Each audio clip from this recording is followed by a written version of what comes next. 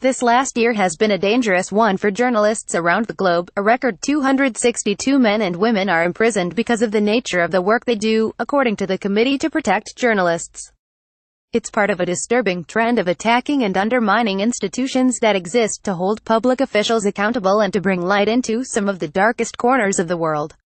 Turkey and Egypt, two U.S. allies, and China account for about half of the detained journalists, but the problem extends widely.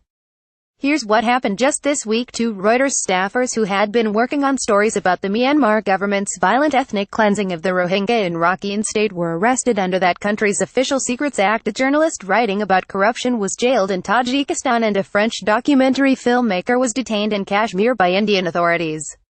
Most appalling is that the list of 262 includes some journalists who were nabbed a decade ago or longer by governments that have refused to divulge their whereabouts or even whether they are alive. Some are likely dead. In fact, the Committee to Protect Journalists reports that 37 journalists were killed this year. 13 of them were murdered and the rest were killed covering combat or working in other risky conditions. President Trump doesn't bear the responsibility for these deaths and internments, of course. For the last decade, the annual number of jailed journalists averaged 183, with a low of 125 in 2008. Trump's rhetoric has given cover to regimes that not only have oppressed journalists, but seek to discredit their work.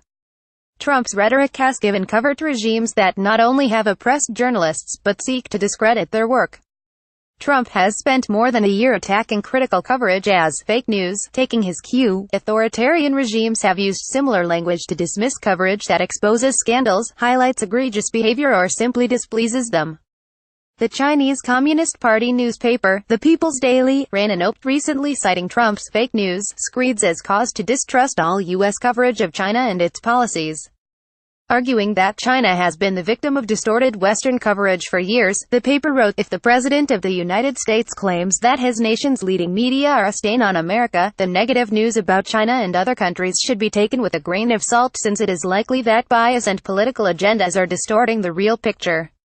Syrian President Bashar Assad and Venezuelan President Nicolas Maduro similarly dismissed negative coverage of their repressive regime's actions as fake news. Since before he won the election, Trump has worked like no other man U.S. political figure to undermine national institutions, from Congress and the courts to the media.